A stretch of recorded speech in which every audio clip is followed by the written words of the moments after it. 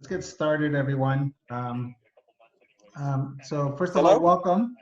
Thank you for joining us in this Zoom meeting as we in kicking off the Blue Ribbon Task Force. My name is Pedro Martinez, your superintendent. Today, what we want to do is first of all, we want to just, we would like everybody to introduce themselves. I want you to know that this meeting is being recorded. And we'll talk about future meetings and how they're going to be done, but this meeting is being recorded, and then we're going to post it tomorrow so the public will be able to see the entire meeting. And then we'll talk about future meetings as well, how we're going to do them, as well as the most interesting part is how we're going to do tours of buildings. Because that's one of the big, that's probably one of the big activities you do, is you actually tour a lot of buildings. So we'll talk about that as well. But let me kick it off first by if you can introduce yourself, and I just want to real quickly we have our co-chairs, Mario Barrera and Victoria Moreno Herrera, also on the Zoom call. But if we can just start with introductions, please. Your name, what region you're representing, and maybe just a little quick, one word of how you're feeling right now, in one word. Who you want to kick off first, me? Go ahead, sir. Well, I'm James Howard, and I'm representing District 2. Ms. Alicia Perry is my trustee. I'm a retired board member for 21 years, and I'm just getting back in the groove of meeting on Mondays at 5:30. So I hope this is going to be a fruitful and eventful meeting for all of us so we can get our students back on top. And my one word, and I'm doing great. If you don't mind, I'll jump in right after you, Mr. Howard. My name is Yvonne Benton, and I want to just say thank you in front of everybody for your service. My children matriculated through District 2, that is the district I also represent, while you were serving. So thank you, sir, for all of the engagement we had.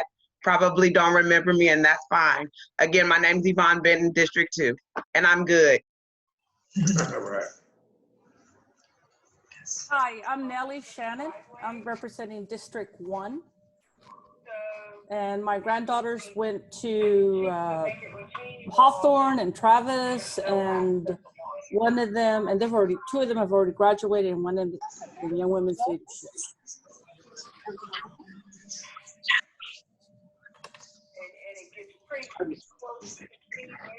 I'm Pat Hassel, a District 3, doing great. Of course, I'm not telling you.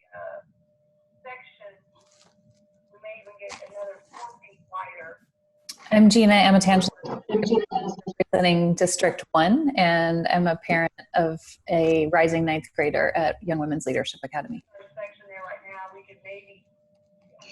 I'm Rosalinda Casillas. I represent Mr. Valdez's. I have a senior at Burbank, so he will be graduating this year.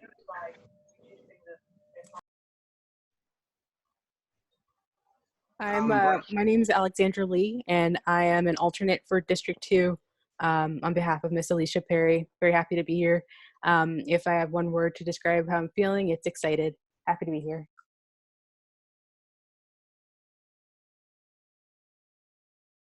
Can I go? I don't know how this works with this many people. My name's Christina Noriega. I'm representing District 6 under Trustee Christina Martinez, and I have 2 daughters that attend Mark Twain Dual Language Academy in District 6. And my one word would be grateful. Hi, my name is Denise Ojeda. I'm representing District 3. One word that I have to describe how I'm feeling right now is grateful. And quick housekeeping note, if you're not speaking, please mute your microphone. Thank you. I'm Brandon Ross, representing District 3 as well, Trustee Guerrero. And one word that I can describe myself right now, fantastic. I'm Amado Briceño. I'm representing District 5 and lifelong member of District 5. Healthy. My name is Ted Guerra. I'm with District 7, and I have 2 graduates from YWLA, and I work at YWLA. My name is Ryan Lloyd. I work for the District Communications Office. I am happy and grateful. Maria Cruz, District 4, Mr. Valdez, lifelong resident of this area and a Burbank graduate.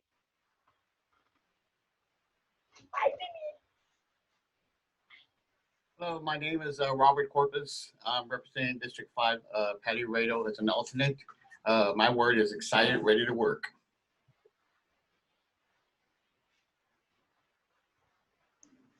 Hi, everyone. My name is Victoria Gonzalez, and I'm representing District 6.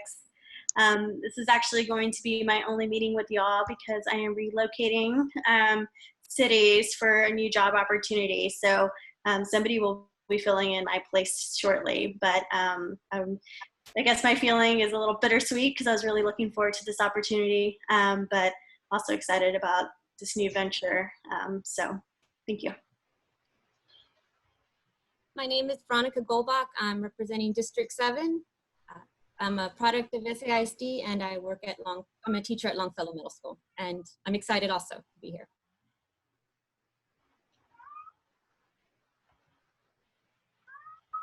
Hi, I'm Sarah Hernandez. I'm representing District 7. I have two seniors at Jefferson High School, Ethan Hernandez and Daniel John Hernandez. One's a basketball player and the other one is track. He runs track, but they're both graduating. I have another daughter going into Jeff and another one at Woodlawn Academy, and I'm excited and nervous about this today. Hi, everyone. My name is Christopher Green. I'm representing District 2. I'm also a teacher within the school district. I teach at Rhodes Middle School on the west side. And one word to represent how I'm feeling right now is mindful.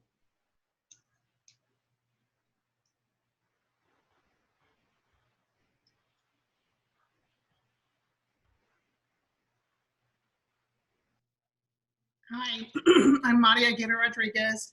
I was appointed by Trustee Leshlow. I have two children at Lamar Elementary, so I'm a proud SAISD mom. And I think I'm just excited. I'm hopeful for the future. Gosh knows what it'll look like, but there's no doubt that our schools need the investments.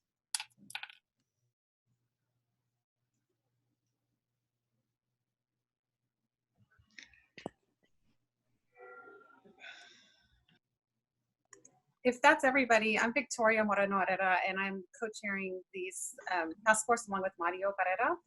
And we're happy to have you guys all here. Hopefully it works out in this format. We're excited. And this is Mario Barrera, and Victoria and I did this 4 years ago, and some of you are very familiar. Denise, Pat, Ted, and others, Maria. We all work together, and look forward to working with all of you all. I guess in one word, this is, I think, call number 2 for me, and I've got 2 more until about 9 o'clock tonight, so I'm a little bit tired, but I'm excited and looking forward to working with all of you all.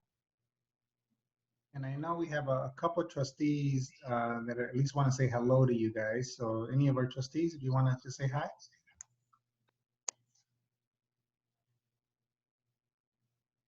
Well, I'm here just to observe and listen and to say thank you to everybody who is serving. So, so again, thank you very, very much for being a part of this. We're excited too, so thank you. Hi, it's Deborah. How are you? Is that Mr. Howard? I came late. Is that Mr. Howard or not? I can't tell. Yes, it is. It is. Oh my gosh, James, I'm so glad to see you. See, if any of you can learn anything from this exercise and your involvement up to this point, is we don't let you go, even if you've given 2 decades and more of your life to SAISD. And Mr. Howard is a perfect example of that. But most importantly, I along with Chairwoman Rado, want to add my thanks to all of you for doing this. In the midst of all this COVID crisis, to take the time to continue to work on something that's important for the future of our kids. You all are heroes and heroines. And so thank you, thank you, thank you, not only to my appointees from District 3, who I got to tell you, they're in it, but all of you all. that I know are committed to the children of SAISD. So I am here just to listen at this first meeting, but I thank you for your service, and we couldn't do this without you. So thank you.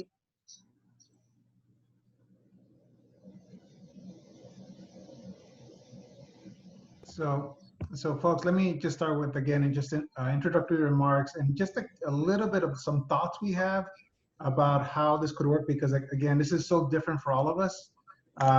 We're used to meeting in person, and so let me share with you a few thoughts. So first of all, what we're going to show you tonight, and we had presented this at a board meeting a few months ago, is our total list of need. So we have about 43, we basically show 43 of our schools that haven't had any substantial work, or have buildings that haven't had substantial work since, in some cases, since the 1950s. And so we're going to show you that today. So that's our universe of need.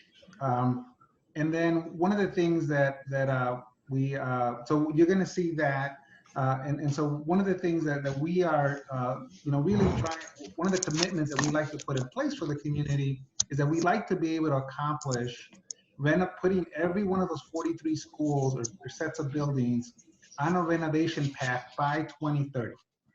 So let me say that again.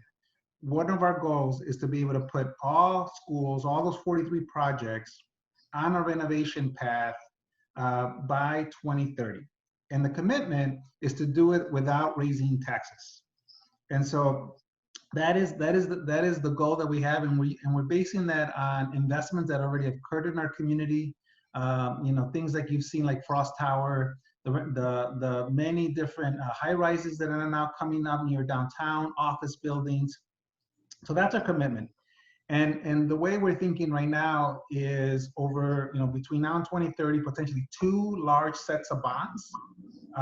And roughly, the total need you're going to see is about $2.5 billion. And that includes technology, that includes safety. That's the task overall that we have over 2030.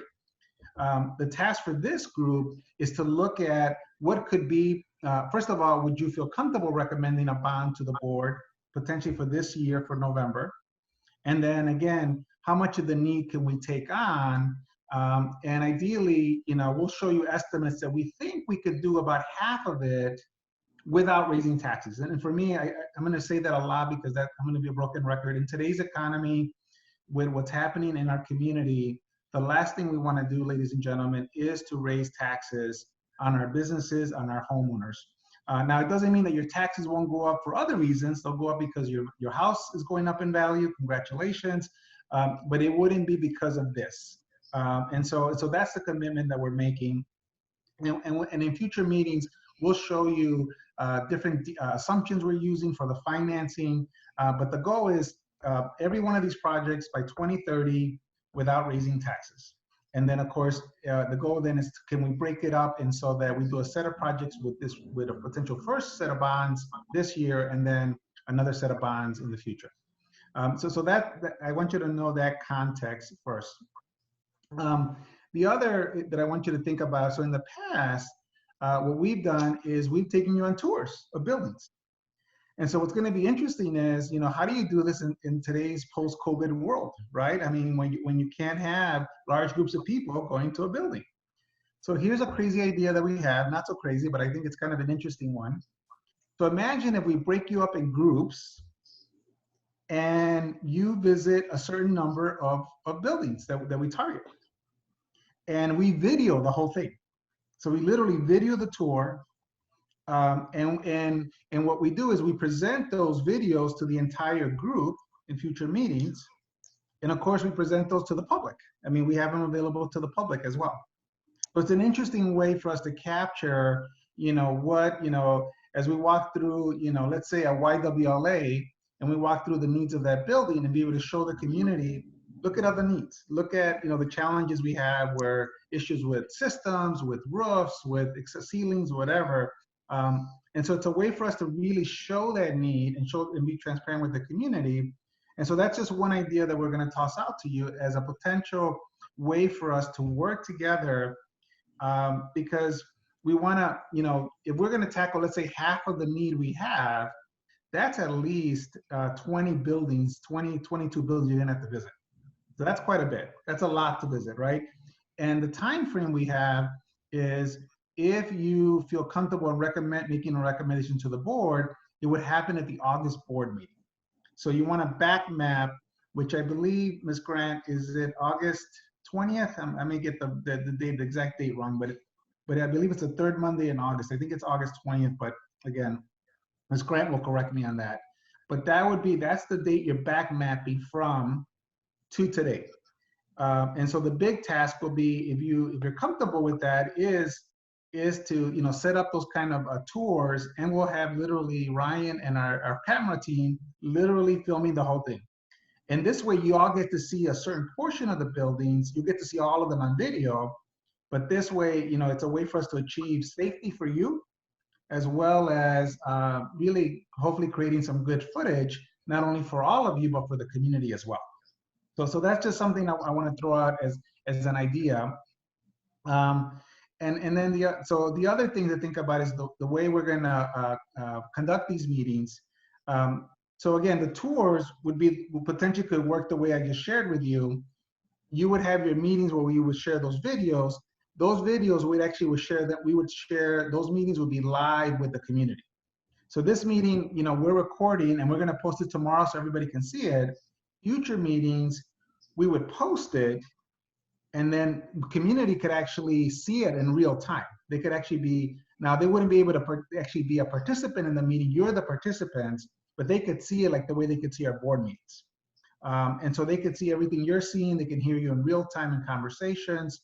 But the good news is, in those meetings, you'd be actually looking at facilities. You'd actually be looking at our schools and having conversations, especially for the members who were there as part of that tour, could say, this is what I saw. And so, by the way, let me give you some life. Let me bring some life to the film of what you're seeing. And so it's just an interesting way. So again, I want to just toss that out to the committee, because we're trying to figure out how we do this in post-COVID. The other thing I would share with you is one of the things that we're definitely going to be thinking about, our team, as if you recommend a bond and projects on that bond for this year, one of the things that we're going to be looking at is how do we think of our buildings in today's times? And what do I mean by that? So, I've gotten a few questions out there in the community about, well, superintendent, do you really need buildings since you're doing everything virtual right now? And my response to everybody is this: when you can assure me that all of our families and all of our students have good living conditions, where they can actually have a private space that they can actually learn from, where they have the ideal support because our parents are working, many of our parents are on the front lines, and so they don't have a choice. They have to literally physically be at work. So when you can assure me that there's equity around that, then maybe we could have that conversation. I would argue that today our facilities are more important than ever, that they are going to be the equalizers during these times and in the future. And it could be, folks, that we set up spaces in our buildings that are open into the evening hours, allowing students to be able to log in in our school buildings where they have reliable internet, they have a safe space to work from. And that's maybe the way we should be thinking about our facilities, because how else do we deal with the issue that we have children that live in just very poor living conditions, and they've been living in those poor living conditions for decades and generations. And so I see our facilities even playing a bigger role in being that support for our community. And so I just share that with you, that know that as we think about any future projects and even current projects we're doing now, we are thinking that way about how do we make our spaces really be a support system for our students. And I'll just end with this. I did a video. And we filmed it at Fox Tech. And I don't know if you guys have been, to Fox Tech, maybe, before the spring break. We had, the downstairs. It was a very open space, but very dark. Somewhat of, it has a lot of, there's definitely great history of Fox Tech, but a lot of that space wasn't utilized well. I'll tell you, I got to see it recently And our students haven't seen it yet because they were, they were off break, and now unfortunately we couldn't bring them back. I gotta tell you, I was blown away how beautiful that downstairs was. So they have a brand new cafeteria with wonderful seating spaces for children to really relax. They have a learning stairwell. And so, I mean, it just looked like a completely different school on that floor. And so I just shared, and it reminded me how important learning spaces are to our children, and how so many times, especially when you see it, it's amazing how, I mean, I've seen it even in some of our schools that we've been renovating, like Bowden. It's like children feel like it's a different building, they feel different when they walk into our buildings. And so I just share that with you of just, that observation that we've seen. But with that, I'm going to turn it over to Mario and to Victoria. But again, we will be presenting today the universe is what I call it, these 43 projects, and the team will show you the needs and how we identify them, and that will be the kickoff of the discussion as we start looking at scheduling tours of buildings. All right, thank you, Mr. Martinez. And Victoria, let me just start off, and then I'm gonna pass it on to you. Again, I just want to thank everyone for agreeing to take part in this process. It's critical that we be there at each and every future meeting, that we listen to the presentations, and that we find a way, as Pedro has described, to work with the pandemic, with the social distancing, with the health issues, that we have kind of a rotating group of people that will be able to maybe not see all the facilities or all the projects, but will be able to see a fair number and can report, so that everyone kind of shares in the process. Because if you just look at the timeline that Pedro outlined, it is now May the 14th. And if you saw Tiffany's chat response, August 17th is the board meeting. So we as a committee have to wrap up our work by the end of July and submit a report of what our recommendations are going to be, so that the board has enough time to be able to read it, assess it, and be able to be ready for their August 17th board meeting. So really we have about a little over 2 months to be able to get this thing done. So attendance is critical, participation is critical. And then the other thing I would say, and then Victoria, if you want to talk about, a little bit more into the timeline and sort of the strategic plan and how this whole works, is some of you all are, I guess, sort of advisory or alternate members, I should say. I really want to encourage all of those alternate members to take as much of an active role as you can and are willing to do. In the past, in the 2016 Blue Ribbon Committee, and those that are with us back again for a repeat, like Pat and Denise and Maria and others, I think you will recall that I think we lost 1 or 2, maybe 3 designated members. And so the alternates were able to come in seamlessly and sort of take over. So if you're an alternate, do not hesitate to jump in and to take part and to ask questions. We need everyone's involvement, and obviously your district member thought that your participation in your nomination was important, so we value that. So let's all work together on this thing. So Victoria, let me turn it over to you. Okay, thank you, Mario. Again, welcome everybody, and those repeat members from the last time. We're super happy to get this started and launched today. It's going to be exciting. This is a little different, and so as you guys know, working over the computer is a little bit different than sitting around with each other. So I just wanted to go over a couple of housekeeping things. So like Denise mentioned, please, if you're not speaking, please mute, and or if you need to leave the room, certainly do so, but just take your camera off. But also feel free to ask any kind of questions that you might have via the chat. And if it's not answered immediately by me or Mario, Willie Burrows is here. I'm not sure if you guys got to meet him in the introduction session, but he is going to be speaking a lot on the behalf of the district. And he and his staff can answer any kind of questions that either Mario and I cannot, and or that you have. So feel free to please enter those via the chat. And we want to be able to do this efficiently and be, aware of our time commitment. This is a long time for all of us to be sitting here, and we're aware of that. And so we want to try to be as efficient as we can. But with that, I'd like to go ahead and get started if you're okay, Willie. Yes. So back up a second, Ryan. There are a couple of things that we want to do. One is the charter and the do's and don'ts. Correct, Mario and Victoria? You want to do those first and then move into the presentation in terms of the facilities plan? Victoria, you want to cover those? Sure. We have Pablo Escamilla who's on tonight. He's prepared to present those. Yeah. Okay. We'll do. So folks, Mr. Escamilla is our legal counsel. So as always, as you know, anything with bonds, there's always just a lot of rules. And so Mr. Escamilla is going to be giving us, some guidance. Okay. Can everybody hear me? Okay. You're muted, so you can't say, I can't hear you. Am I heard? Can I be heard? Brian? Yes, I can hear you, and I just want to make sure everyone can see the presentation. Okay. Yes, we can hear. Okay, so I'll just tell you, Ryan, when we go to the next screen slide. Before we start, I want to introduce myself. I want to thank you for the opportunity to be here. My name is Pablo Escamilla with Escamilla and Planic. We represent the school district as general counsel.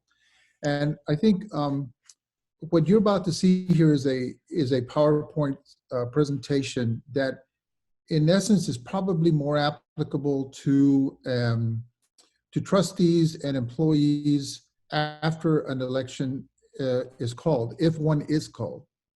But the reason I think that it's important for y'all to see it is so you can get an idea, a flavor of the type of perhaps challenges that could come up later on. And by challenge, I mean legal challenges with regard to bonds. As you well know, many times when elections are called for passage of measures, sometimes they're very contentious and sometimes they're not. But it's important to know what the rules are, sort of ahead of time, and have an idea of what is to come. So as you move along, you know exactly what the parameters are, more or less. And I say that only because you need not be worried about many things that are said here because you don't have the status to do that. In other words, you're not a trustee or an employee of the school district. But you indirectly do have responsibilities because you are a creation of the school district. And in a few minutes, you'll probably see in one of the slides exactly how that affects you. So the challenge always comes on an election for bonds is by individuals who would probably oppose the bond. This presupposes that you're going to recommend that the board actually go forth and ask the public to approve a bond measure. It also presupposes that the board will actually do that. So as you read this, keep that in mind, keep that as in the back of your mind, and we will move forward and let you know exactly where it applies and where it doesn't apply. The first maybe 5-6 slides are the most important ones. The others are more or less like examples. And so I would ask that at a certain point, we make the PowerPoint available to everyone in the committee so that you can read it on your own time, because this could take a very long time. And it's a 30-slide presentation. I don't want to go through 30 slides. I think you will get the gist of it in the first couple of slides and understand how it applies to you. But the presentation is based on several authorities: the Texas Election Code, the Texas Education Code, the Texas Ethics Commission opinions, and Texas Ethics Commission publications, and just general definitions from a dictionary when we don't find a legal definition on specific matters. Now, let me just say that in situations involving the passage of bonds or the measures of bonds, it is the Texas Ethics Commission which not only renders opinions, but can also issue civil penalties for violations. And as we go through this, you might think, well, that sounds kind of crazy. Are they going to be, who's going to be charged with violations? But it has happened time and time again. As many people on the board can tell you, this can be a rather slippery slope with regard to these sort of problems. And I think that we all look to the Ethics Commission, not only for guidance, because they will issue opinions if we feel like we need to have one. Now, why is it important also? It's important because right now you're really going to be doing a needs assessment. That's what your charter asks you to do. You're going to be providing information to the board and it being advisory. But it's conceivable that at some point you, after your work is done and you're no longer a body created by the board, that there may be an opportunity for you to go and participate in promoting passage of a measure, or maybe not. In which case you belong to a totally different organization, a totally different world, called the Political Action Committee, which has nothing to do with the district, which has no connection or coordination with the district, but must be totally independent and separate from the school district. Okay, let's go to the slide. So the issue here is that there is a big difference between speaking or expending funds to promote facts for the world to see, and promoting the passage of a bond using district resources. So it's no matter how enthusiastic you are about an election, it is important to remember that the Texas Election Code prohibits the use of government resources to produce or distribute political advertising in connection with an election. Next slide. Now, that, of course, and one more. There we go. And that is, of course, because there are people that would probably feel like they're taxpayers and who may never support a bond, and would feel that it would be inappropriate to use district resources for which they pay taxes to actually promote the bond, which would be a violation of the code and violation, obviously, of anybody's principles of being able to have fair government. So an officer or employee of a political subdivision may not spend or authorize the spending of public funds for political advertising. Go ahead. These are the definitions. This section does not apply to a communication that factually describes the purposes of a measure if the communication does not advocate passage or defeat of the measure. But even then, if the person knows that some part of the communication is false, and it is important enough to reasonably influence a voter to vote for or against the bond election, it would be unlawful. And that is good. That would be to perhaps state a falsehood in terms of the need of the district in order to motivate someone to vote for the bond. And then, of course, that need is not borne by facts. A person who violates this section commits an offense. An offense under this section is a Class A misdemeanor, which could end up in mean up to a year in jail and up to $4,000 fine. Now, yeah, that's okay. In our research and our experience, there have been civil fines imposed by the Ethics Commission on superintendents and employees and trustees, but I have never seen it result in criminal action. But it's there, the statute is there.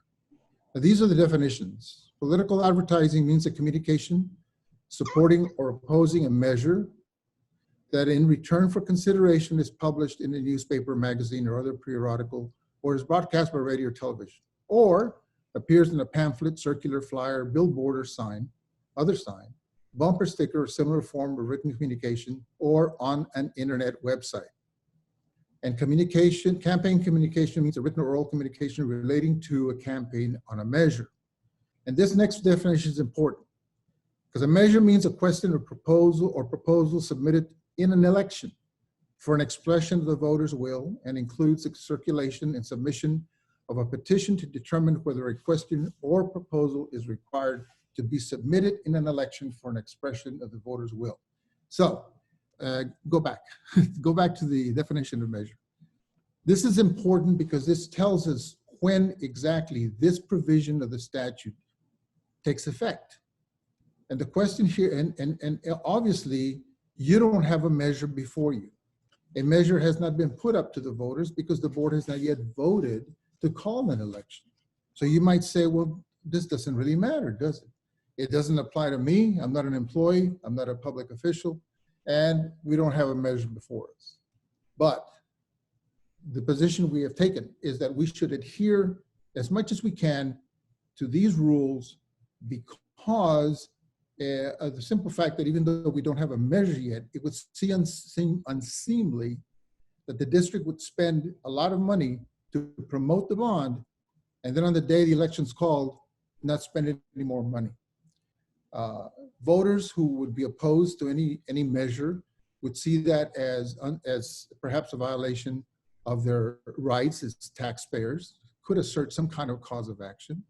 But our defense would certainly be that if somebody were to challenge us, that is exactly what our defense is that the measure's not been called and you do not fall under the categories that are listed here. However, there is a provision in the education code that somewhat helps us. Notwithstanding any of the law, the Board of Trustees of an ISD may not use state or local funds or other resources of the district to electioneer for or against any candidate, measure, or political party. This is part of the election code. Electioneering, of course, is simply doing something that would help to win an election. This provision helps us in a sense that though you're not trustees or employees of the district, you are a creation of the trustees. And the rule that we read earlier is that the trustees or the board cannot spend or authorize the expenditure of funds. You'll be using our facilities. You'll be using perhaps our transportation. There may be other things you may be using. So in essence, you're indirectly fulfilling the role of the definition of the yeah, I know. Tiffany just reminded me that some of you are employees. So I'm talking to those of you who are not employees of the school district that are on the task force.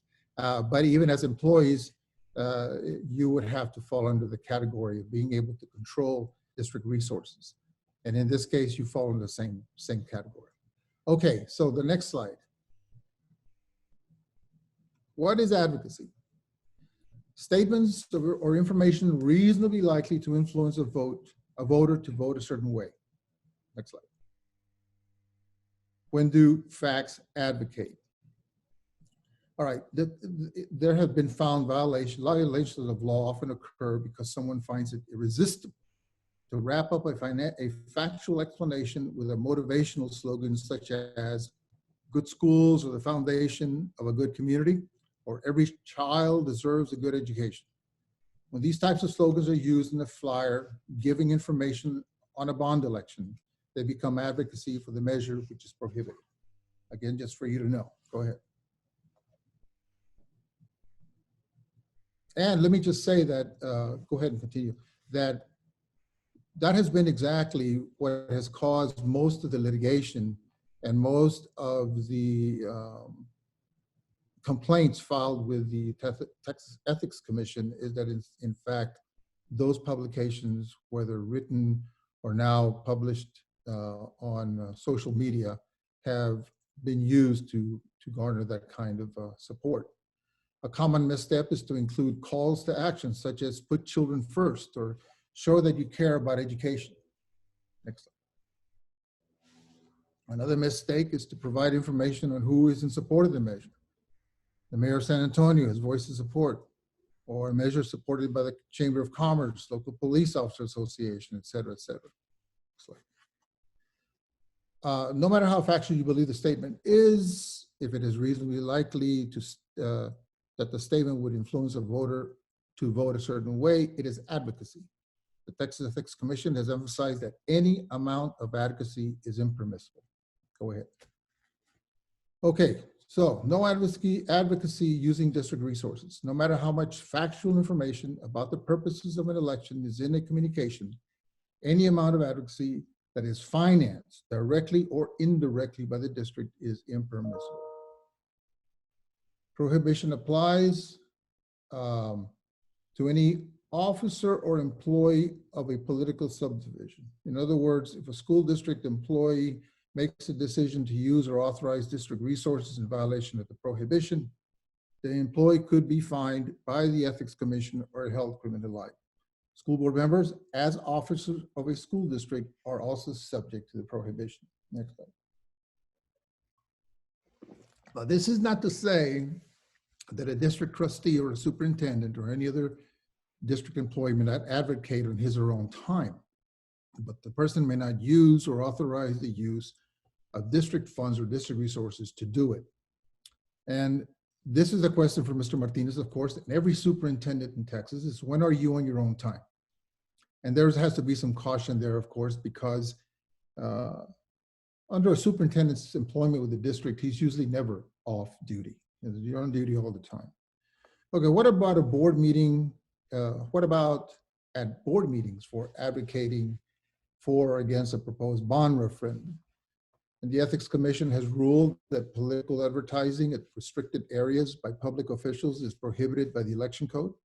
Thus, we would conclude that it is not permissible by board members in the boardroom during a board meeting. However, the Election Code does not prohibit a public officer from using government resources that are equally accessible to the public or for political advertising.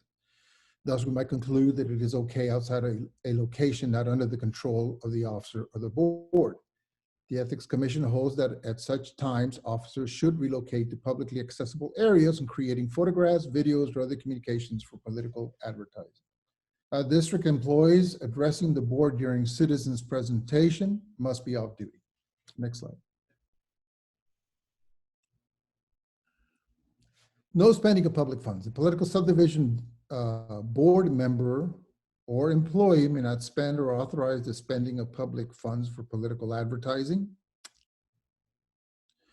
Not only does this mean that the political subdivision may not purchase or authorize the purchase of new materials or retain consultants for use in promoting a measure or creating political advertising, it also means that using existing paper or machinery to generate, display, or distribute political advertising is prohibited. Next slide. There's the indirect use of funds. It is not permissible to authorize the use of the paid time of school district employees to create or distribute political advertising. This has happened in the past. For example, school district staff may not copy, staple, or distribute political advertising on work time. They may not place the advertisements in the teacher's lounge. They may not distribute it electronically through email or on an internet website, nor is it permissible to have school children work on political advertising during school time. This is a very slippery slope because this has happened certain times, and certainly you're in a position where that may not happen unless you actually have access to these facilities because you are in a school, working in a school as a teacher or employee. It is likewise unlawful to use or authorize the use of the district's internal mail system to distribute political advertisements unless it was delivered by the U.S. Postal System. That's part of the Election Code. And the Ethics Commission has ruled that officers and employees of a political subdivision may not use letterhead stationery that is created by the entity's staff or resources, and that it contain the entity's logo and its entity's slogan that were designed with the entity's funds to write or distribute political advertising. Go ahead. So what can a public school district do? The prohibition does not apply to a communication that factually describes the purposes of a measure election. This is where I think most of your work comes in. And that is, you are going to, and when you review the charter in a few minutes, you'll see that your role is that of not of advocates, but of advisors, which means to remain as factual as you can with regard to the work that you do, and not use district resources to try to promote a bond that is yet to be called. And I think this is where you will see in your charter that this falls right in line with what you're doing and what the district would do even after a measure was called. In other words, it is permissible to use political subdivision resources to produce explanatory material about what the measure proposes to do, such as build new schools, renovate schools, build a sports complex. However, the communication may not contain information that an officer or employee of a political division knows is false and reasonably likely to influence a voter to vote in favor of or against a bond. Next slide. I think that the Superintendent Martinez's opening remarks were very much in line, in tune with what the mission is of the Blue Ribbon Task Force and ultimately the school district after an election is called, and that is to remain as factual as possible without getting into the role of advocacy. Factual statements versus advocacy. This is an example of an advocacy statement that obviously has been ruled upon by the commission. The bond will allow the district to renovate schools to provide for the safety of students and vastly increase the students' knowledge and opportunities to succeed. The bond is essential to providing a comprehensive education for our children. Sounds like a very good statement. It sounds like a very factual statement, but it has been ruled to be advocacy because, show the next slide. This is the factual statement. The bond will provide funding for the renovation of schools to bring them into compliance with all current laws and codes. The bond will also be used to provide the infrastructure to increase access to new digital technology. That's more factual than it is emotional. Can the following sign or billboard be placed in front of the school? Future site of elementary school proposed to be paid with bond proceeds. The answer is yes. Go ahead. Yes, as long as the information on the sign is factual in nature and does not promote the passage or defeat of the bond issue. Next slide. Can a school board adopt a resolution refuting false information being disseminated by opposing groups regarding the bond? Yes. As long as the resolution is factual and not promoting or opposing the bonds, the resolution may be adopted at a board meeting. Likewise, the same thing with your role as members of the task force. You can feel like you can, I doubt that you'll see that, but you may, where you can actually refute any allegations that are false with matters that are factual and true. Can a flyer printed without public funds be circulated in the internal mailing system of the district to promote the bonds? No. The Commission's advisory opinion number 45 held that any method of distribution involving the use of school personnel or equipment violated the election code provisions prohibiting political advertising. If asked at work, can a teacher privately tell a parent or another teacher that they support or oppose the bond election? No. If a teacher or other employee is on district time, that person should not speak in favor or against the bond election. Factual information that does not advocate the passage or defeat of the bonds would be permissible. Go ahead. Can school employees join a political action committee to raise money and advocate for the passage or defeat of the bonds? The answer is yes, but not if working. District employees have a constitutional right to free speech and can join PACs, but only on their own time and not on the district's watch. School board members are not paid and therefore not school employees and are not prohibited from expressing their views.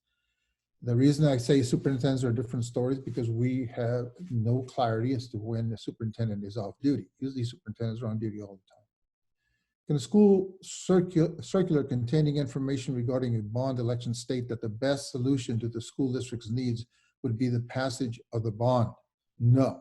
The use of best solution advocates the passage of a bond election and is a violation of section 255033 of the election code, which we just read at the beginning. Can an informational booklet or other publication about a bond election that is paid for by the district include a quote from the school board president saying this bond is the right thing to do for the children of this community? No. The statement paid by the district in a booklet would be seen as advocating passage of the bond measure and would be prohibited. Keep in mind that a sworn complaint can be filed with the Ethics Commission. The Commission is authorized to undertake civil enforcement actions, issue orders, impose civil penalties, which it does all the time, and refer matters for criminal prosecution, which is rare. Can a publication, a brochure or newsletter that is factual be created and distributed by the government entity? Yes, and this is where we're going to end, because the rest of them were just examples of something like this. The critical question in determining whether a communication constitutes political advertising is whether the communication supports or opposes a measure. Whether a particular communication supports or opposes a measure is a fact question. A factor in determining whether a particular communication supports or opposes a measure is whether the communication provides information and discussion of the measure without promoting the outcome of the measure. That's an advisory opinion. Example, here's a case involving a newsletter by a city that was considering an election to reauthorize a criminal control and prevention district. The communication at issue consisted of one page and included a brief history of the district, a list of services that had been accomplished with funding generated by the district, the sources that fund the district, and a statement that continuation of the funding would allow the city to continue providing the same level of law enforcement services without raising other fees and taxes. Very important, because that's what we're proposing, no tax increase. It also contained a statement that community meetings to provide further information would take place. Hell, the newsletter did not constitute political advertising. That was part of the ethics superintendent. Now, we don't need to go into the rest of them or examples of incidents that have happened in San Antonio, to VIA, to other school districts, Northside, and superintendents. And so I think those are, you get the idea of what we're discussing here and talking about. And it goes in line very much with the charter and the charge by the board to you to be advisory in nature and not use the different district's resources to advocate passage of a measure that has yet to be called. A bit involved, but I think necessary for everyone to at least get a flavor or taste of what could happen or to derail a bond. Now, as I said before, the measure really doesn't take place until after a measure, I'm sorry, the law does not take effect until after the measure is called, but it is good to follow these rules even beforehand.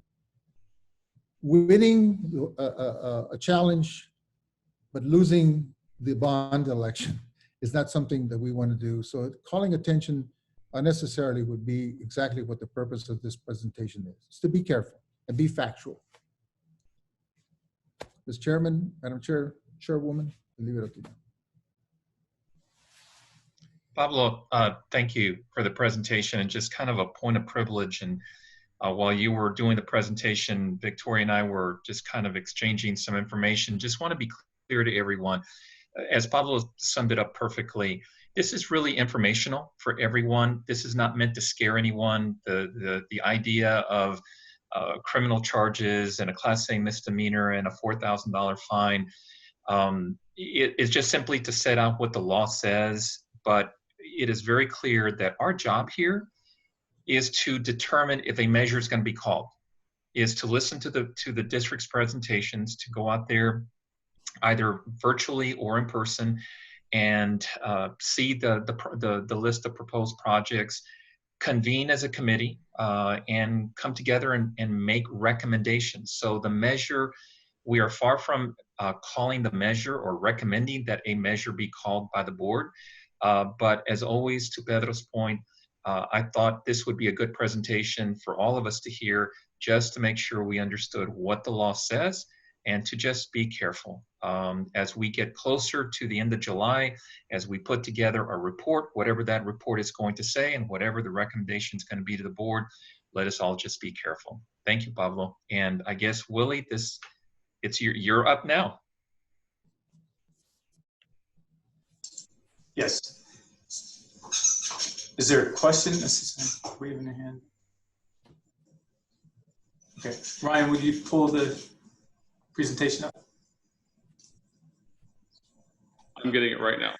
Okay, thank you. So again, my name is Willie Burrows. I'm the Chief Operations Officer for the district, and there are a couple of my staff that are on as well. Kedrick Wright, who is the Executive Director for Planning and Construction, and Kamala Habra, although I didn't see his face on this front screen here. He's also on, he's the Associate Superintendent for Planning and Construction for the district. So they're here, they'll be able to answer questions in the chat, as well as as questions come up toward the end, we'll also be able to help in that process. Can everyone see the screen, Willie?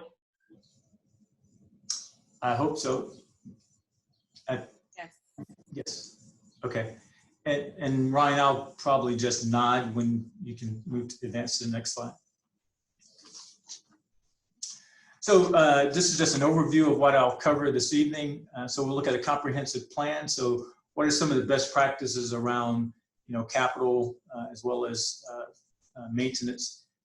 What are the existing condition of our facilities? And then a facilities master plan that looks at both the educational adequacy as well as facility condition assessment. So in terms of a facility master plan, one of the things that quite often happens is we fall short in terms of properly planning for facilities. And as we'll see later on in the presentation, we have many of our facilities that have not had any significant renovation or capital investment for multiple decades. And so as a matter of best practice, there's this school building that you see before you that really looks at a comprehensive approach to facilities. And so there's, as you can see, there's 3% for annual M&O. So we have both the maintenance and operations side as well as their periodic renewals, also alterations that would occur, and then also systematic reductions in deferred maintenance. So that comes up to roughly 7%. And so the next slide will demonstrate what that looks like. So part of that formula looks at what is your current replacement value. And so we're estimating very conservatively here that the current construction on a gross square footage is about $250 per square foot. In our district, we have roughly 10 million square feet. And so the current replacement value of all of the facilities within our portfolio is about $2.5 billion. And so what that translates into is that, based on this couple slides ago where we're looking at the school building and the best practices, what that would translate into is that we should be allocating roughly $75 million per year for M&O, so that's your maintenance and repairs, as well as another $100 million toward capital replacement. And so you can see the numbers below that identify, no, go back, Ryan, I'm sorry. So on this slide here that represents, so 2018 and 19, there was about roughly 55 million for M&O. On the capital side, roughly 67 million. And so you see that there's a delta between each one of those years. And I put this here to show that, when we talk about the number, and the superintendent mentioned it earlier, in terms of total need across the district, it's about $2.5 billion. So you can see from year to year, there's that delta, and then just over time, you end up with $2.5 billion in need based off of our assessment. And so in terms of existing conditions, these are, last summer, I'm sure everyone remembers, the challenge that we had around our HVAC systems, and those systems were 25 to 30 years old. We still have a significant number, as you can see here, that are 20 years old or older. So that's roughly more than 75% of our campuses. In terms of a facilities master plan, when you look at surrounding school districts, and this is a slide that was presented to the board back in the fall, if you look at over since maybe the 90s, we've had the passage of 4 bonds, which ended up being about 1.6 billion. You look at Northeast, they've had 7, so they've had pretty consecutive bonds to occur on a pace of about every 4 years. So they've invested about 2.4 billion, and then we see Northside roughly 4 billion in total capital investment since 1995. So as we look at our facilities, and a lot of what is occurring is we are having so programmatic changes around going from elementary to an academy, and so the next few slides are really intended to show if you were building from scratch, let's say a new high school, the recommendation would be you would need roughly 30 acres. Kind of on a minimum side or on the low side if you were looking at building a high school. And what we've done is a side-by-side comparison to show Brackenridge High School, as an example, sits on about 25.2 acres, so it would be a delta of about 4.58 acres difference. Now, we recognize that we're in an urban setting, and so it's not going to be like you're out in a rural area where there's plenty of land to be had and to be able to build facilities. But this slide, as well as the next one, really just kind of speaks to that in terms of campus site sizes. So you can see in terms of where we are as we go through, or as the committee goes through and makes recommendations, whether those are renovations, expansions, however, these are some numbers that you may want to keep in mind in terms of to the degree of which we would be able to expand. And so these are elementary school sites, so 10 acres, and again, just a list that shows where we are relative to those numbers.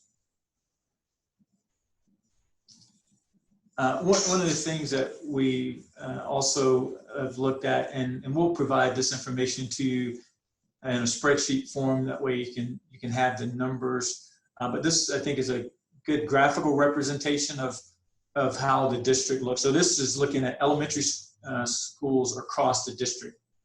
And if you look at the bar at the far left, it says very low, so in orange. So as you look at the map, any of the schools that you see that says very low, that means that the enrollment relative to the capacity for that campus is low. As an example, if you had a capacity of 500, then maybe you're at 200. And the numbers are actually on the chart. And again, that's why we'll provide this to you in a spreadsheet or some format where you can look at it side by side. And so the yellow is low to average, average 85 to 100% utilization, and then over utilized, meaning that there are more students on the campus than the campus is designed for. So this is elementary, and so again, you can see there are some pockets of red on here, and it's Maverick, I think this Maverick Elementary School, as well as Mar Hill and Jaffet are the ones that are in red on this particular slide here. But it has all the schools that that were elementary school. And I know someone's thinking, well, Jaffet is now an academy, but again, it was designed as an elementary, and so this is the capacity, and this is currently where it sets. So in terms of middle school utilization, again, the same information here. You see that those are mostly average to. There are some that have very low in terms of utilization. And then these are our high schools. Again, we'll just pause there for a second, let everyone take a look at it, and then we can move on. Again, it's the same information. And so, as you can see, at an Edison, 1,900 is the capacity there. Sam Houston, 1,900, so on and so forth. So you can see, again, this same information was on the other slides before this one.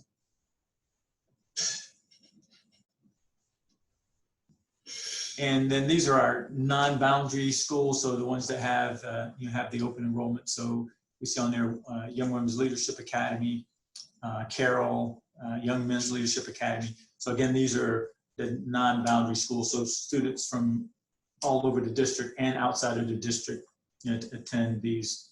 And so this gives a representation of what those utilizations are for those campuses.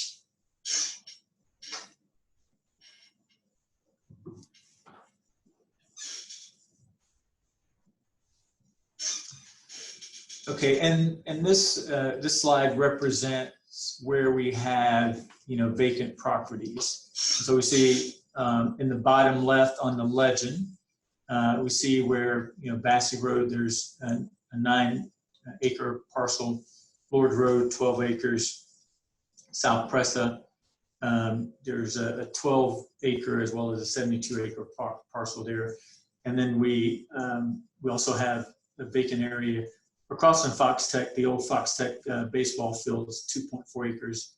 And then on 8th Street, we have a very small parcel there. And on the map itself, it shows you where each one of those are located across the district.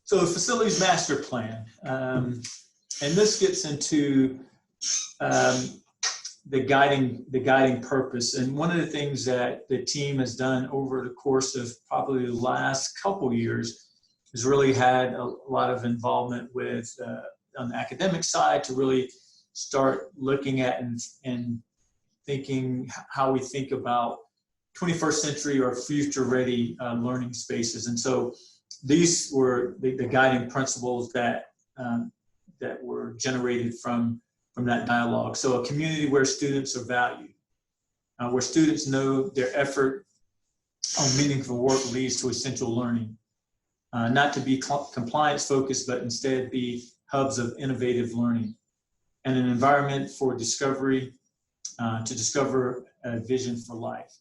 And so again, so there were working groups that went through as we were reimagining, SAISD and focused around the vision to become a national model urban school district. So these are this is the guiding purpose. And the next slide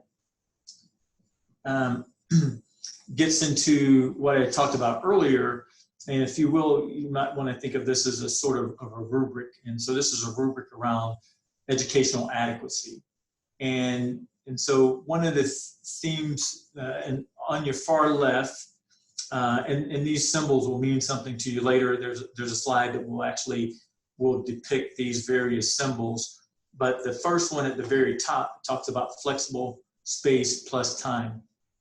And as you look in each one of the columns, we have elementary, middle schools, and K-8s, and then high schools. And so for flexible space at an elementary school, that may translate into varied group sizes, individual or collaborative, even expanding into large groups. At a middle school or K-8, group for collaborative plus individual learning. Everything is a learning space, areas for higher level thinking. And then same thing, as you look at the high schools, and one of the things that we're able to do in the current bond is really to implement as many of these elements as we possibly can to make sure that these become reality. And so no longer is there, and let me skip to one other one's on here. So mobile furniture. So again, let me back up. So like the goals are around having flexible spaces, high tech, high connectivity, and we're certainly seeing that in today's environment with COVID-19 is being able to connect. And so for our campuses, that means connecting on the bus, being able to connect while you're in class or around campus and outside spaces, but really being able to connect wherever you are and to be able to learn. Mobile furniture is another goal. Sustainability. How do we use elements that continue to sustain our environment and being responsible citizens. Outdoor spaces where again there's self-discovery and movement, where there are spaces that can be open to community for community involvement, such as gardens. At the high school level, Wi-Fi and workout equipment, support movement and wellness. So again, looking at the whole student and being able to implement these into the projects as goals. Also, it's a place of fun and joy and exploration. And then in the common areas where it's student controlled. And I would say that the learning stairs are becoming or have become that sort of an element or at least one aspect of that, where there's opportunities to have assemblies or students you may find grouped together, huddled up and working on a project, or maybe a student working alone. So again, these are the goals around the educational adequacy for our facilities, both now and into the future. And so as we look at the physical aspects of the building, we really started to break it up into 4 categories, and hold it here for a second, Ryan. On the next slide, it will actually give a color code where you'll be able to see what that looks like or translates into, that we'll then later look at some examples. So the criteria is evaluated condition of schools by original date of construction and most recent major additions and renovations. So again, so we as we look at the portfolio of schools that we have, how do you then put those schools and or buildings on a particular campus, how you start to quote unquote put those in the different buckets. Buildings with the oldest infrastructure. So there's schools that are 40+ years old, mechanical systems, electrical, plumbing, and so again, so very aged facilities. And then evaluated records of building systems, maintenance, replacement and life cycle. And then lastly, buildings with the oldest exterior and interior finishes and 30-year-old infrastructure are now the next priority. And so the next slide shows this in a color palette. So if you look at priority 4, which is green. So if you think about a stoplight, red, yellow, green. So like green is like, okay, like we're good to go in that area. And here, because we needed more than 3 categories, we have light blue. So the light blue means that, these buildings or systems are somewhere in the range of 10 to 15 years old. So if you're prioritizing, you can't do everything at one time. So if you prioritize that, that we're calling a priority 3. Priority 2s are the yellow. So this, looking at replacing the MEP or the mechanical, electrical, and plumbing and other major systems. And these are in the range of, so the recommendation is every 20 to 30 years. And then, or these are within that range, 20 to 30-year-old systems. And then a complete renewal or overhaul of facilities, it's like every 40 to 60 years. And so these are priority 1s. And on the next slide, it will show you, and this is just an example. It's actually at the top of the alphabet. So Advanced Learning Academy at Euclid. So as you look at the far right, what that shows you is, so if you look at mobile furniture, and if you think about it, a sliding bar, which the fuller the bar gets, that means the closer to 100% you are. And so in this case, in terms of mobile furniture, you're probably like at a 5 or 1 or something very small. So very little of that occurring on the campus. In terms of connectivity, again, very low. Flexible space, very low. Natural light, there is some natural lighting. Outdoor spaces. And so if you look at the far left, as it talks about outdoor spaces, you'll see a little blue dot to the left, and that's representing that space. As you look at another one of the goals about exploration, you can see that like there's nothing on here, or very little depicting exploration. So we're down to the 0 to 1 range, as well as for shared spaces.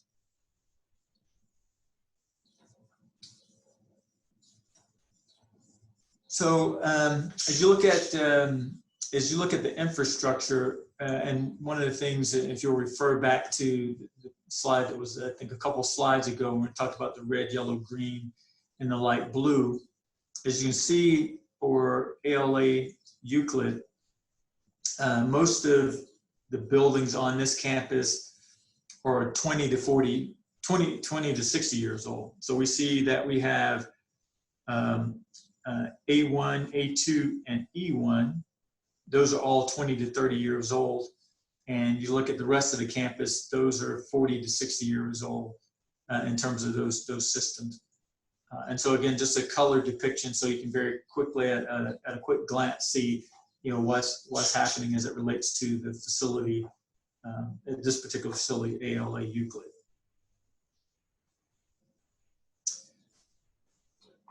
And so so that's kind of the guiding purpose, educational adequacy, an example of a campus. And then as we look at the district as a whole, and the superintendent was talking about this earlier in terms of the 43 campuses. So we have buildings, these are the buildings with the oldest infrastructure and interior finishes, and they're 30 years old or older. So we have 43 of those campuses. Those are listed here. And so as we assess those campuses, this is the estimated value for renovating or replacing, doing major overhaul to those facilities. So about 1.3 billion out of the 2.5 that we talked about in the beginning, the superintendent referenced in the beginning. And as you look at, even as we look at our 2016 bond program, $450 million program, there's still aspects of those campuses that are not addressed with the current funding. And so as we assess the remaining needs for those campuses, and we have it identified here just from a general category standpoint of what those remaining elements are. So as an example, we're saying that at Bowden, a new gym and locker rooms, as well as a campus refresh. And down in the far right corner, you'll see what that definition of campus refresh is. So new 21st century furniture, new classroom technology, and classroom voice amplification. And I'm sure that any of you guys that are teachers, you can attest to that, by the end of the day of having taught to several classes, your voice is probably somewhat strained by the end of the day. So the voice amplification would be a system in which, you could use talk at the regular level throughout the day, and students, regardless of what part of the classroom you're in, you would be able to hear the teacher. So that's what the voice amplification is talking about here in this particular, as a part of the campus refresh. So again, 325 million roughly in terms of looking at the campuses that are currently in the 2016 bond program, which are 13 projects. And then in 2010, there are also projects that were part of the 2010 bond program that still have some things to make those whole and complete. And again, here we have in a broad category some information about what that means for those campuses. So if you look at Highlands High School as an example, new gyms and locker rooms, new sports field with artificial turf, new scoreboards, and a campus refresh. And for the most part, many of the campuses on this list is a matter of doing a campus refresh. Highlands, obviously, as you can see, there has more of a need or more items. No, Pablo would have to correct me here. More items listed in terms of to be able to complete that campus out. So at about 108 million for 2010 projects to finish those out. And then from the 1997 bond, so those campuses that fall in the 1997. So gosh, that's what, 23 years ago now. I'm doing my math right. Yeah. So again, a lot of those HVAC replacements need to occur there, and to kind of put things in perspective, usually around 20 years is the expected life cycle for your HVAC, so your chillers and controls and things like that to replace those. And so we have, as you can see, on all of those campuses listed, there is primarily HVAC replacement as well as the campus refresh. Again, campus refresh is new 21st century furniture, new classroom technology, and classroom voice amplification. And in terms of our district facilities, so the Spring Sports Complex, so you can see a list of items there in terms of what's been identified to make that a fully functioning complex.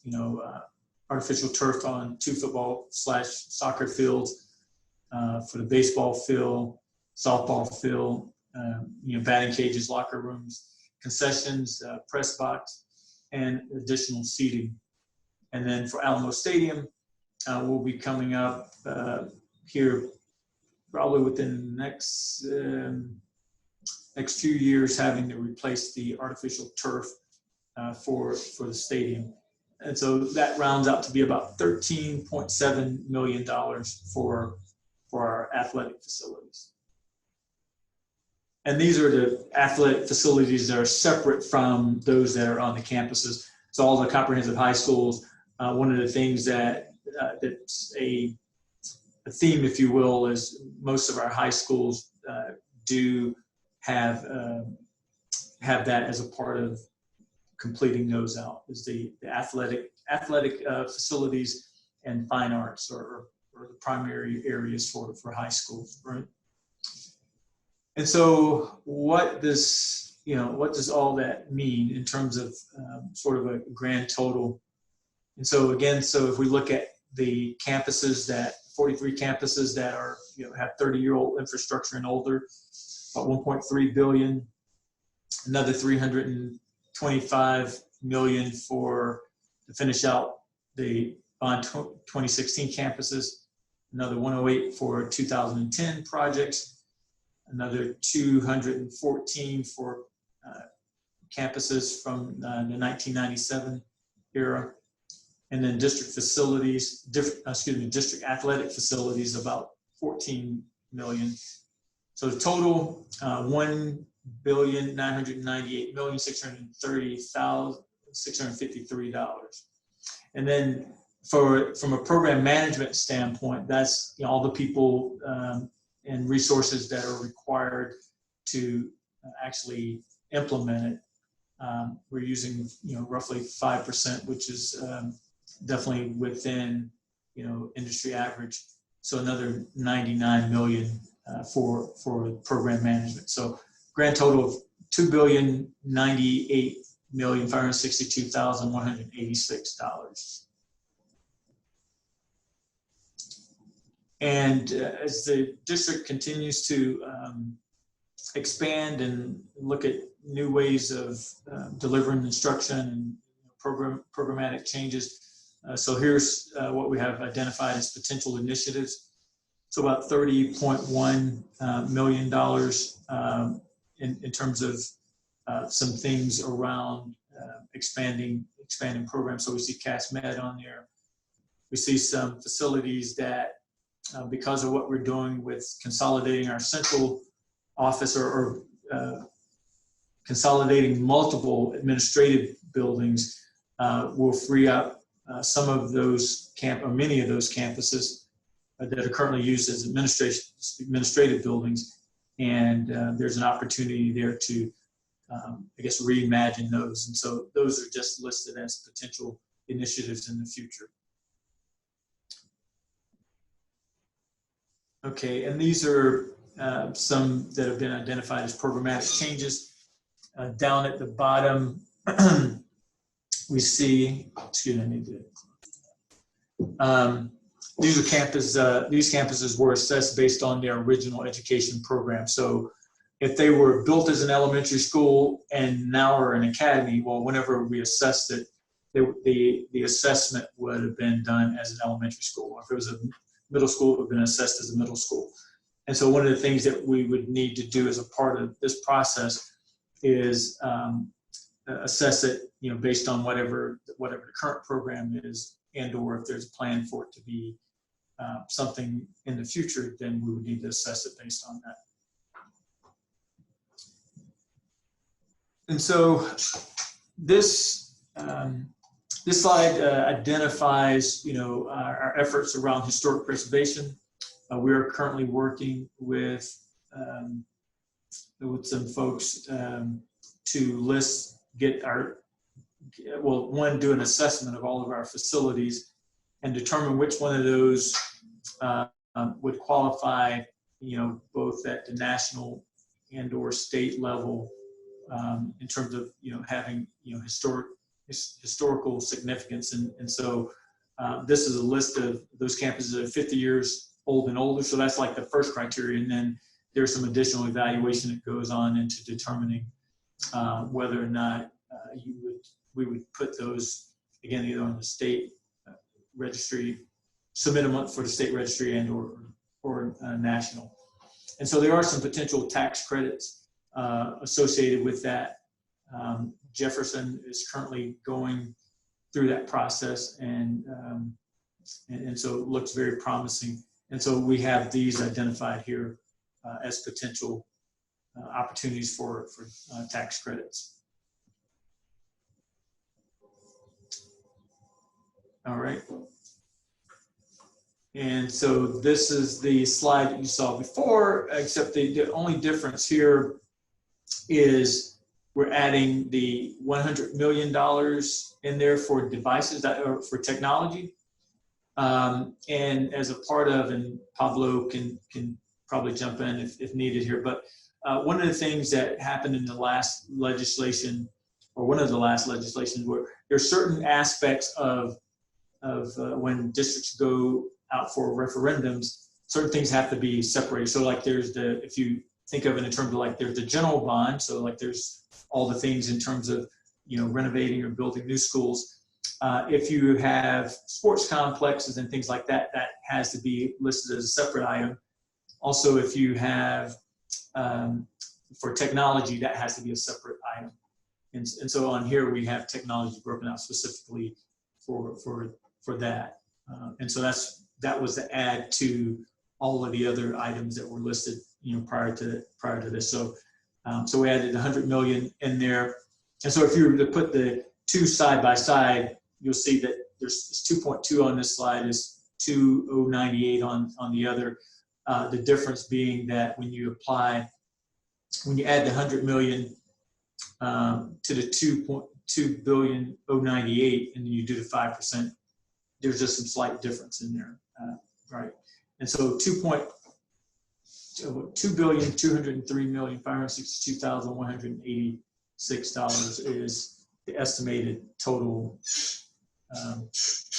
assessed value.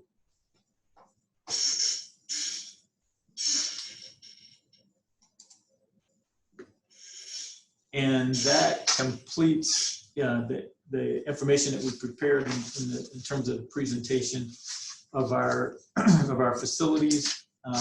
Again, looking at the various aspects of the conditions, as well as some numbers in terms of what we identified as an assessed need based on facility needs. So I'll kick it back over to Mario and Victoria for however we'll do questions, answers. I saw a bunch of things going on in the chat over there. I think Kedrick and Kamal were responding to a lot of those. So yeah, Kedrick did a great job of answering a lot of the questions that went through while you were speaking, and thank you for that high-level breakup of the presentation. I'm not sure, he might have maybe missed one or two, but I'm not sure if anybody wants to pose questions out loud right now, or if this is the time for that. We have about 30 minutes left. We don't have to use all of that time if we don't need to, but if there's anybody who has any questions, we can certainly take those now. I'd like to kick off a question. So, and it's hard to line up so what would we be able to do for a campus like Japhet? I'm glad you included in this presentation, which was a wonderful presentation, by the way. But Japhet was designed and rebuilt to be a pre-K through 5 campus. And then we converted it to a K through 8th grade campus. I have an 11-year-old boy who's going to be he's always been very tall for his age. And so, you know, the feedback that I've gotten from the principal and what I see on campus is our campus is way too small for where it is and where it's located. How would we make that campus right for the community and for the students if we're not able to, you know, build onto the school because we're landlocked, but our community needs, you know, a place to put our middle school students, since we just rebranded one of our legacy middle schools into also an academy. So what does that look like in terms of you know, what can we do with the bond monies to improve the experience for our community?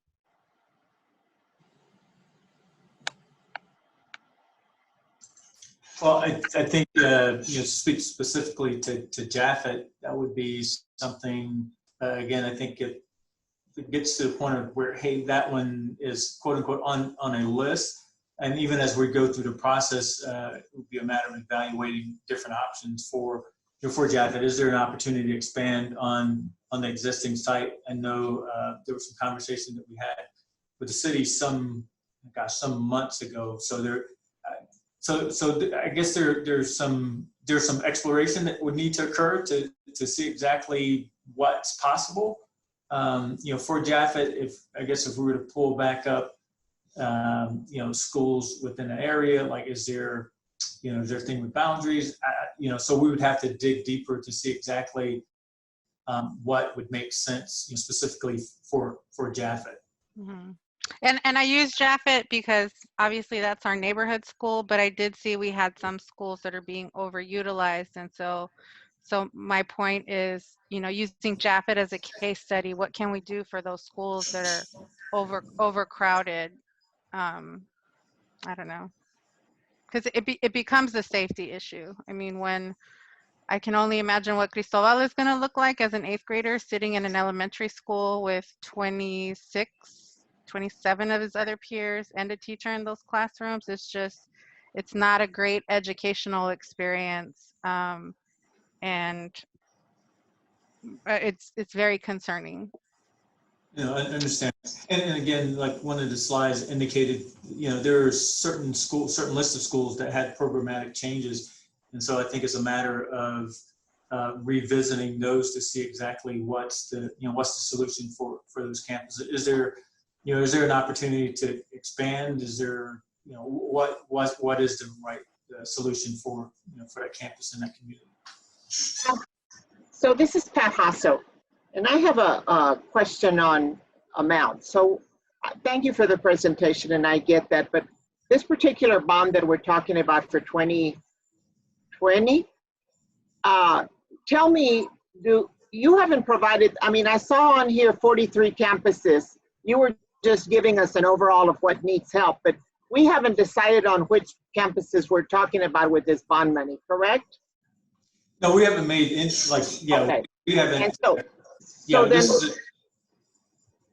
is just a presentation of the information based off of a couple of years of looking at the educational adequacy, as well as looking at the condition of facilities and looking at some life cycle costs to see based on that information okay, thank you, sir. So the amount of money that we're talking about, because I heard Mr. Martinez talk about 2 additional bonds by 2030, which is our goal, and I heard the figure $2.5 billion. So is that $2.5 billion for this bond or for the 2 bonds? So what he had talked about is like the total need across the district is $2.5 billion, and would see that every school is on a path to renovation by 2030. So it would be over the course of whether it's 2 or 3, it would be over multiple bonds. So it wouldn't be, but it really would be to you, the Blue Ribbon Task Force, to determine that. To determine what? The amount or which facilities? Well, determine projects, as well as, again, our thinking is it would be across, multiple bonds, and the number that have been used has been roughly 1.25 or 1.3 for each one of those. But again, right now we've assessed, we've identified what the total need is, and the Blue Ribbon Task Force has been assembled to do further analysis of the facilities and then make recommendations. Thank you.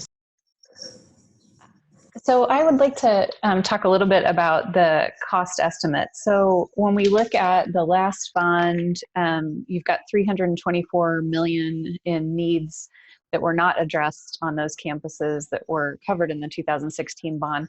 And so I'm wondering what you've learned from prior bond issues and what measures you have in place to prevent potential under budgeting for the needs of these campuses. So as I look at the information provided about the YWLA campus, I understand it is a very high level needs assessment. And I'm curious what the plan is to involve campus leaders in those assessments as you come up with a final estimate. Right, so to answer the first question, so what did we learn? Well, I think just in general, and having worked in Houston and Dallas, and Kedrick Wright has worked in multiple districts across the state and country. And so, and Kamal has worked here for 27, almost 30 years now. So what typically happens, or I can only tell you my experience, right? So what typically happens is you put together a list of your need across your district. And that would be true here or any other school district. And then there's, what can we, in our case, we're saying, what can we do without having to raise taxes? So that builds into it. And so, like, what can you confidently believe that you could, that voters would support? So all those things go into play. And so if you look at your portfolio of schools and you can't get everything done at one time, then inevitably there's something that is, quote unquote, something is left off, something is not going to get done. And so I think that's been the case with the projects that you see from 2016. There were, some programmatic changes. If we want to look at Fox Tech specifically, that campus was, it had a significantly decline in enrollment. So there were very few students there. It's my understanding that there was at one point looking at like that school would not be in existence, and then it was reimagined. So you've got Cass Tech there, now you got Fox Tech, you've got ALA. And so now you have a very thriving facility. And so the funds as a part of 2016 were really to go in and do a certain scope of work. Well, now you have, significantly more need than that. And so now if you look at a Fox Tech, then it says, okay, well, no, we have 3 programs on that campus, and, there's a delta in terms of the funds needed. And that holds true for, all the campuses that you see on there for 2016. And part of the theme and or philosophy, certainly my philosophy around facilities, like, let's go in one time. There's going to be disruption for some period of time. Let's disrupt one time, get it all done, and properly fund it, through the M&O side, until you properly maintain it. So now you've got, you get the full use of facilities, and so to me that's the reason that you would see some portion of facilities that still have have remaining work to be done there. I have a question. Well, what was the total amount at the end of the needs? Because you developed all the needs, right? And it was close to what, 3 billion? Or I mean, it was hard to follow without in the future. I'd like to see what you're going to present, because you just flashed it. I'm trying to write notes and listen, so that was hard. So we're going to make and we'll make it available in the future in advance. But yeah, that would be nice. This will be available. We'll make okay. So it looked like it was a multi-billion need, and I realized that we're an old district. But what I would be, if we're going to make a recommendation about moving forward with a bond in November, or maybe it's May, I don't know, and then if we're going to maybe try to whittle down what those projects would be, it would be good to know what districts got money from 97 to 2010, and what those items were. 2010, 2000. I was very active with the bond in 2010, and we went through in that process of selecting schools. And actually, we had more time than what we're given here. So this is a rush job, but I think we've done throughout since 2007, when I started my first committee with the school closures. We've done a lot of homework since then. We know a lot of these needs already, and we knew it would take a multi-billion-dollar need, even in '07 when we started these committees, to kind of do, to get this work done. But I think for us to be able to sell it, you know, someone mentioned the turf and how about this and how about that. If in order for us to really have the taxpayer interested in this, especially in these economic times, we really need to think about who got what and when, and what items are may be more important in order to provide the right educational, you know, environment. You know, when we're talking about my grant, I know a little bit about Young Women's Leadership Academy. It has not been on any of the bonds, you know, and those girls survive. Okay, those girls have survived. They've brightened it up. Another thing I know a little bit about is Fox, because Fox, again, I mean, not Fox, excuse me, Travis, they had received a real good bond, I think in '97, and then it was converted into a high school in 2007. So that conversion, so they were in pretty good shape, although it still is like an elementary school, like the lady said at Jaffet, when they have a pre-K to 8 and the facilities for elementary, those needs have never been addressed, although they were promised, but they were never addressed. Also had grandchildren at Hawthorne, and I know that not all those needs were being able to address, but I'm more apt as a voter, because I live in the district. I've lived here over 20 years, and I live in one of the highest tax, you know, Mario's one of my neighbors in my neighborhood. So we pay a lot of taxes. So for people like me to support things like this, any voter in here, they're going to say, I know I'm going to say, what about Young Women's Leadership? No money has been spent there, and now you want to put more money into the high schools, whereas you had not met these needs. So we really need to approach this logically and think about, how would you sell it to yourself? I know that a lot of us, you know, I'm not the only one, but we're here on this committee to represent our districts, and I know I'm going to think about my district and what be best. But I think for us to be really successful in selling the next bond, we have to think about what would be important to the citizens. And the first thing we need to think about, what is best for our children, you know. And it may not be AstroTurf, although I know that's important because high schools are important and sports is important to high schoolers. But we're going to have to make some, you know, at least recommend some priorities. And it's going to be most difficult because we're not going to have access to, you know, I've been active in PTA before, and I was at the school a lot. So I kind of had a good feedback. It's more difficult today for us to have that feedback. Although I do know all their complaints from the past. So those still apply, right?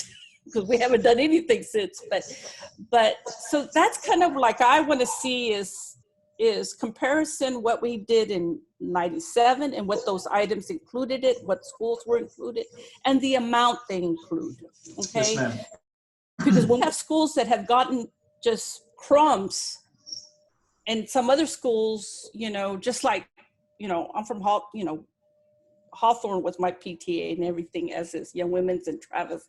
But I'm more apt to say, you know, although I love Hawthorne and I know they still have needs, but Young Women's Leadership hasn't gotten anything in any of these bonds. I'm more apt to say, we need to share the wealth. You know, we need to be equal about how we're going to do this, because we're going to have some hard decisions to make as far as our recommendation. Of course, the board will do what they think is best, and that's why they were elected. But I still want to see those comparisons and be sure that we're making logical decisions. That's what I have to say. Yes, ma'am.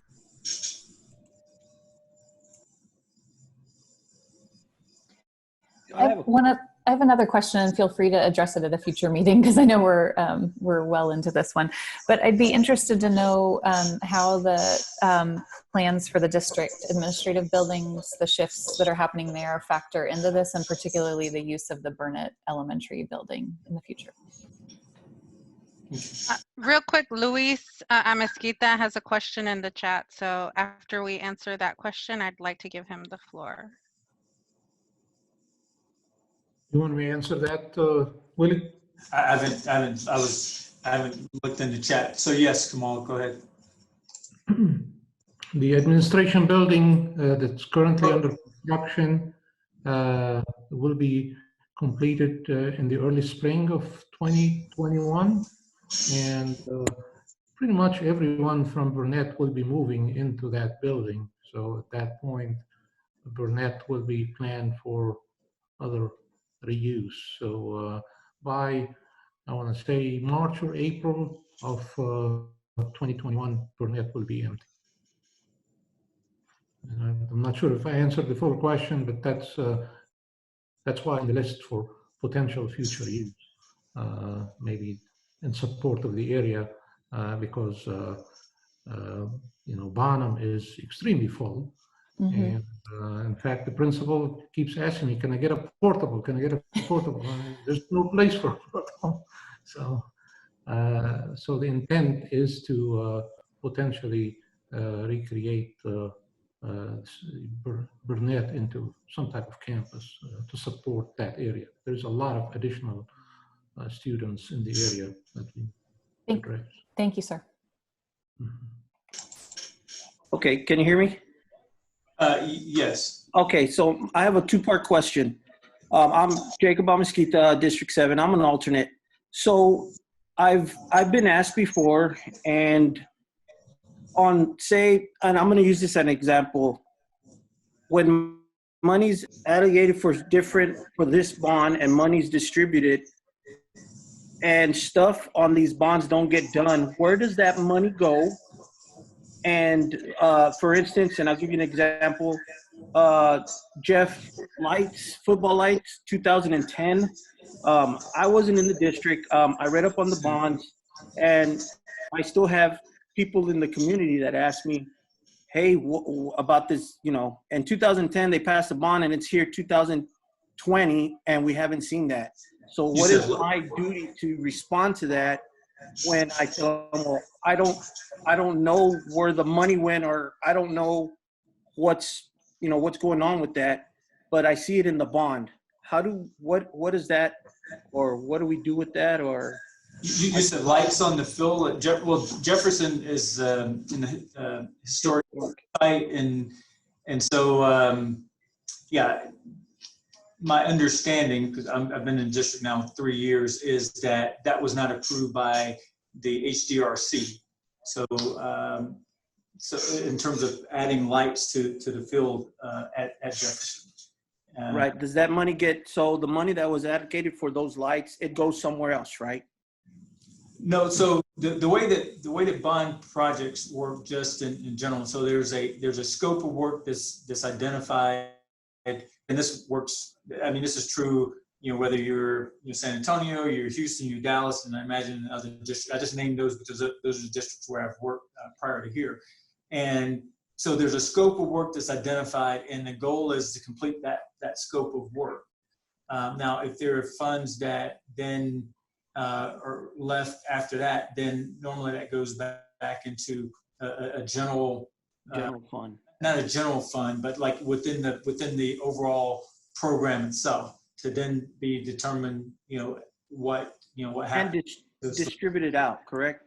Well, it would be distributed in terms of, like, if there's a need somewhere, then it would be allocated to, whatever projects are within that particular bond program. Right. I just wanted to have answers when they asked me, because that was a big deal that they kept asking me, and I was kind of lost, and I just to have some answers, so when they do ask me, for the support that we're going to be asking voters here in the community, at least I have some answers. Right. I really appreciate it. Thank you, sir. Willie, I want to add, since I was involved at the time, that the campus, like most of the high schools, have so many other needs. So some of those monies go to the other needs, like they needed to furnish the whole school at the time. So we've used some of those funds for that purpose. And there were other items that were not in the original scope that we were able to address using those funds that were not spent on the lights. Thank you.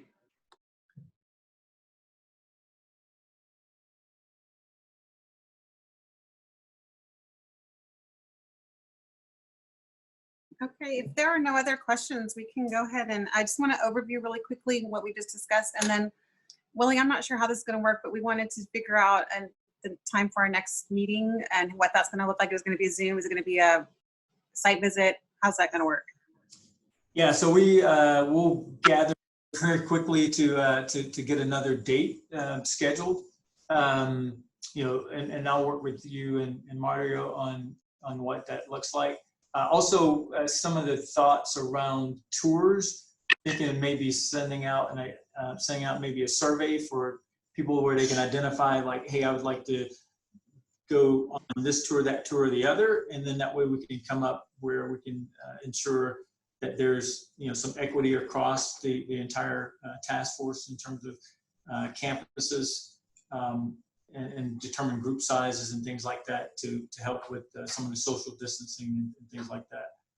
But as Superintendent indicated, all of them will be recorded, regardless. And so maybe those are some of the next steps, is talk about the meeting, as well as get that out to all the members in terms of tours and when there could be some potential dates. Because as Mario indicated, yeah, it's a very short time frame that we have here. Will campus leaders be invited to be included in those tours so that they can talk about not just the sort of deferred maintenance need for the campus, but sort of the programmatic needs and their vision for the campus and how the building fits into that? We as staff are here to serve at the wishes of the Blue Ribbon Task Force. And I'll defer to Mario and Victoria in terms of level of involvement of others as it relates to that. And if I may, Will, I'd like to something I was trying to respond to in the chat, but I think it's a kind of a general question, like I'll get on the same page. Just so everyone's aware, we haven't developed any scope for any project on that list. So our assignment was literally to evaluate every single campus, every single school in the district, and what it would take to get up to a 21st century or future level by the year 2030 to put on a plan. So to the point of campus or community input into the design, that hasn't happened yet. That's part of the plan once that actual project is put on the bond. But so, for example, of YWLA, the number that we're looking at is the entire building, right? The number that we put on projects that were 2016 were not for specific scope, but just to finish out what has not been done. So no scopes, no decisions have been made as it pertains to the scope of projects.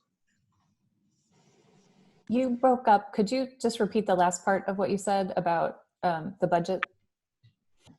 Okay, so sorry about that. I just wanted to let everyone know that no scopes have been developed for the projects. Those numbers that are listed are literally the number that we're estimating to replace the entire facility or bring it up to a level of 21st century future ready design to make sure that every single campus has an equitable completion of those facilities.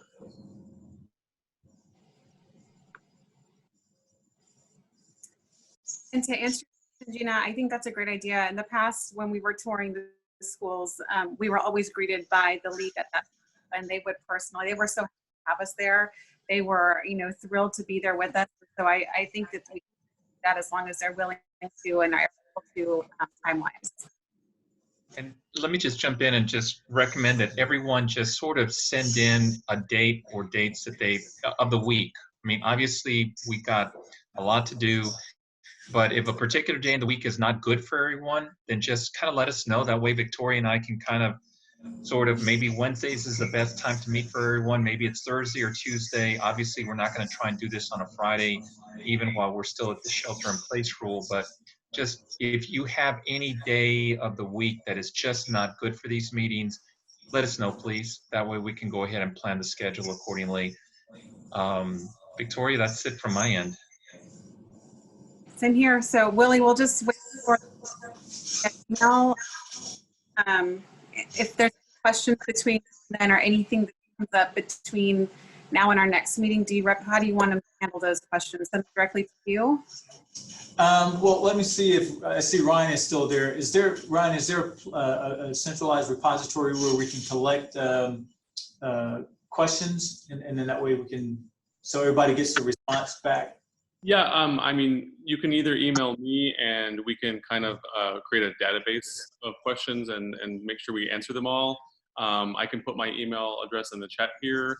I am also developing the website for the Blue Ribbon Task Force, so we can have that as well. And I think, you know, our video tours and all the information like the charter will go on that website as well. That's perfect. I just put my email in the chat there. Well, unless there's any other questions, thank you all for your time and being patient with this new format. We appreciate this exciting endeavor you're all taking on. Thank you all. Bye, you all. Thank you all for attending. I appreciate it. Thank you.